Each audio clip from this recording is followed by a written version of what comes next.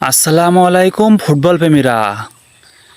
আগামীকাল সকাল 6টায় বুধবার 26শে মার্চ সকাল 6টায় ব্রাজিল বনাম আর্জেন্টিনার সেই হাই ভোল্টেজ ক্লাসিকো ম্যাচ রয়েছে ফুটবল। সারা বিশ্বে এই ম্যাচটির দিকে তাকায় থাকবে যে কে এগিয়ে আছে। এই ম্যাচটি আপনারা যেভাবে দেখতে পারবেন, বাংলাদেশের কোনো টিভি চ্যানেলে আপনারা এই খেলাটি দেখানো হবে না।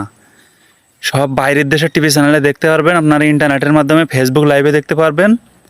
Sporty TV, football TV, football HD TV, এয়ারলা টিভি, ইয়াসিন টিভি, করফি টিভি, এই টিভি চ্যানেলগুলো আপনারা খেলা দেখতে পারবেন। আর ফেসবুক লাইভেও খেলা দেখতে পারবেন। আর্জেন্টিনা ব্রাজিল মানেই জমজমাট ম্যাচ। আপনারা এই খেলা নিয়ে কেউ মারামারি হলাহলি করবেন না।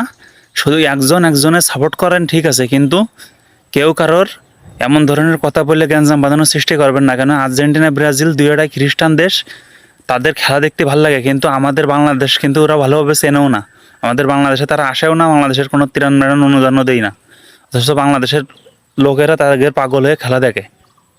ওই জন্য বলতেছি কেউ গ্যাঞ্জাম করবেন না, সবাই মিলেমিশে খেলা দেখবেন।